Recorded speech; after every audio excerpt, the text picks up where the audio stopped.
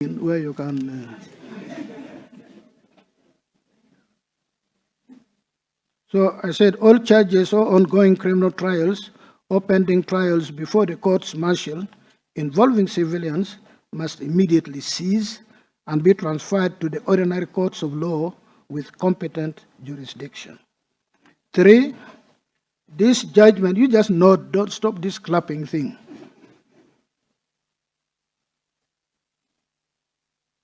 This judgment shall have no retrospective effect on any conviction made and sentences imposed prior to the date of this judgment, save where the conviction and sentence is being challenged in a court of law.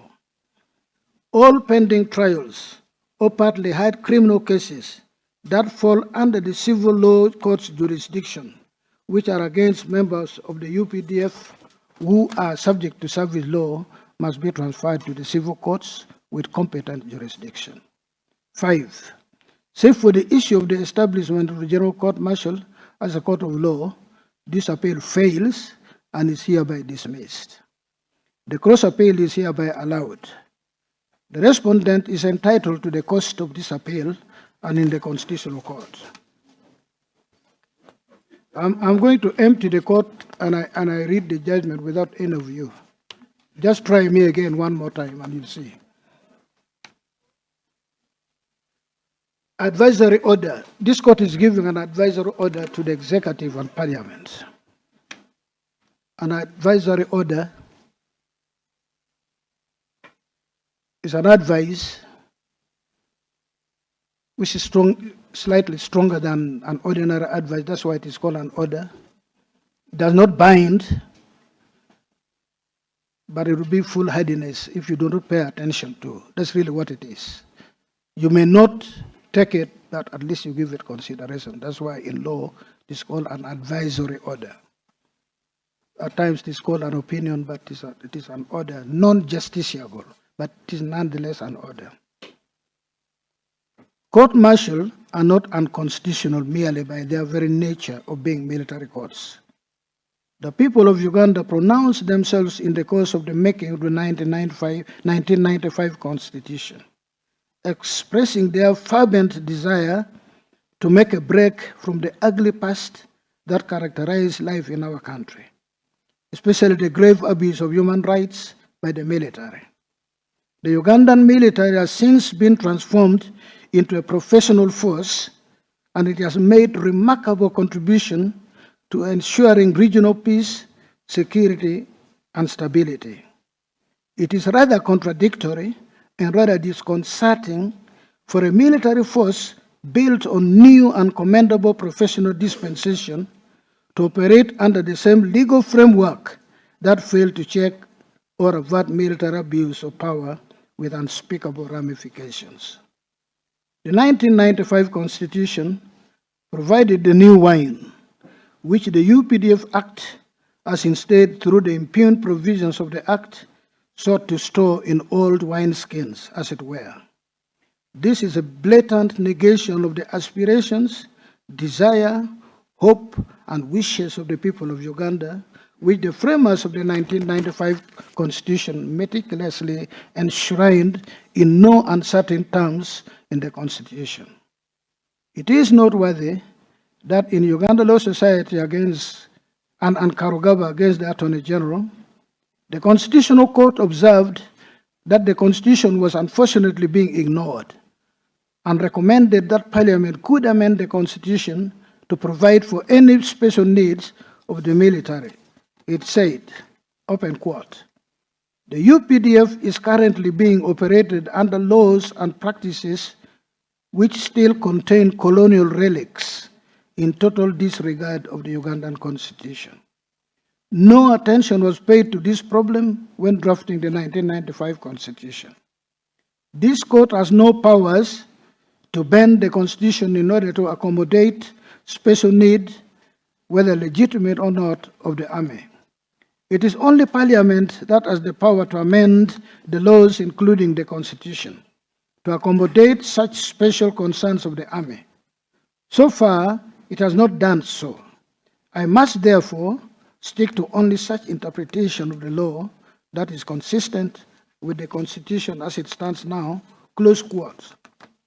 The current military courts operate in violation of the constitutionally enshrined and securely protected rights to a fair hearing that are equally recognized universally in conventions and other instruments. Thus, there is need for a robust legislative intervention to ensure the UPDF Act is in accord with the cherished aspirations of the people of Uganda, as was unmistakably captured in the Docket Commission report. In the full judgment, I actually reproduced so much of that report extensively.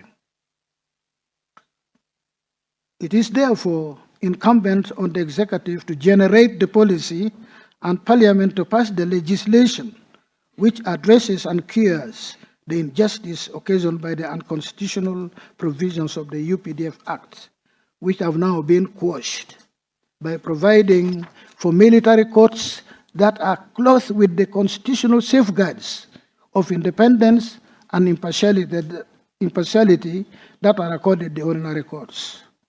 In recognition of the special nature of the military, legislation must be put in place that establishes and confers on the courts martial and tribunals the powers to execute lawful jurisdiction over members of the military, and thus fulfill the function of the UPDF. However, this special exercise of jurisdiction must not infringe on the soldiers' right to a fair hearing. The state needs to act in order to ensure that the character of military courts and tribunals meet the democratic standards and aspirations of the people, which are clearly enshrined in the Constitution. It is noteworthy that the court advised in 2009, Uganda Law Society against Karugaba, that the military courts to be truly independent and impartial, there are desirable changes that the executive needs to address. It noted as follows. In order for this to be applicable to the military courts, the article would have to be modified in such a way as to give the courts independence and impartiality without compromising their military nature. The army would have a parallel judiciary with legally trained soldiers to professionally man the courts. In order to be impartial, the court must have security of tenure and other privileges enjoyed by the other judicial officers in the Ugandan judiciary. It should be noted that the definition of judicial officer contained in Article 151 does not exclude persons exercising judicial power in military courts, close quote. I consider the need for this recommended transformation as relevant today as it was then. In the premises, I would make the following recommendations for consideration by the executive and parliament as viable alternatives for the establishment and or creation of military courts in Uganda.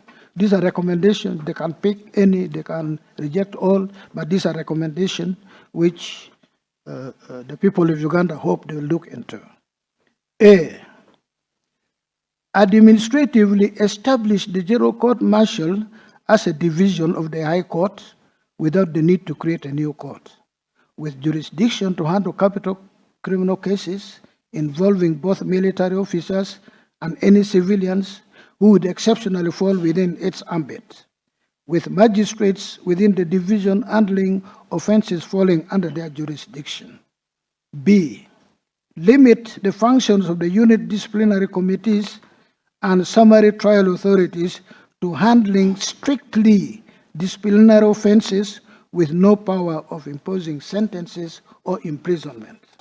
C, utilize the existing magistracy to handle the rest of the criminal cases other than disciplinary offenses committed in Uganda, which are currently falling within the docket of the UDCs. The subordinate military courts can handle criminal cases at the level of Chief Magistrate's Court for offenses attracting life imprisonment and below. Or D, with the advice of the Judicial Service Commission, appoint civilians with the requisite professional legal qualifications to serve as judicial officers in the current subordinate military courts. they would exercise jurisdiction over offenses triable by the subordinate courts. They should have the same privileges and safeguards as their counterparts in the civil courts. Or E, amend the Constitution to establish superior courts within the military court system under Article 129 and clothe them with the requisite jurisdiction and guarantee of independence and impartiality to try specific military offenses of a capital nature and all other capital offenses under existing laws committed by military personnel. Or F, provide in the UPDF Act for the High Court to sit as a court-martial with power to try all criminal capital offenses within the High Court jurisdiction, and those unique to the military that attract maximum of life and death sentences. Grant the Chief Justice powers to assign judges to the military courts. A select number of military personnel can act as assessors.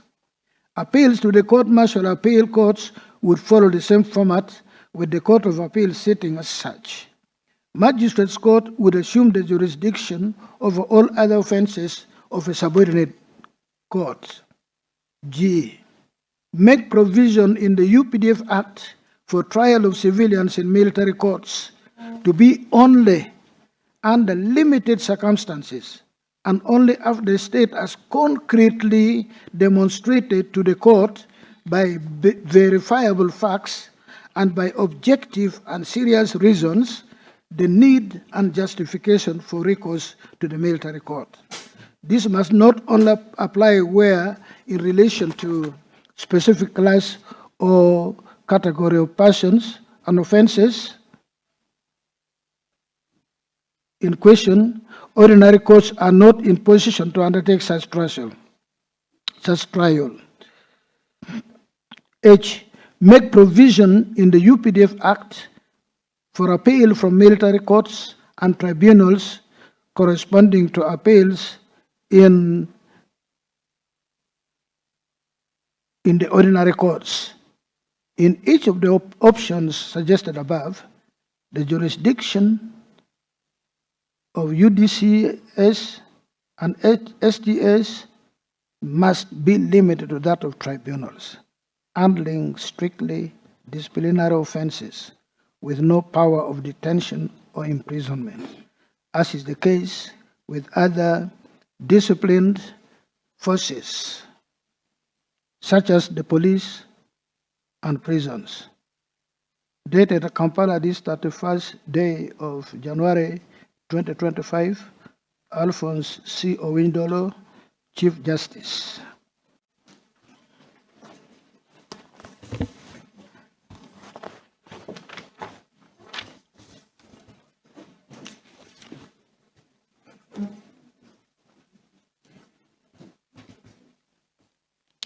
Now, since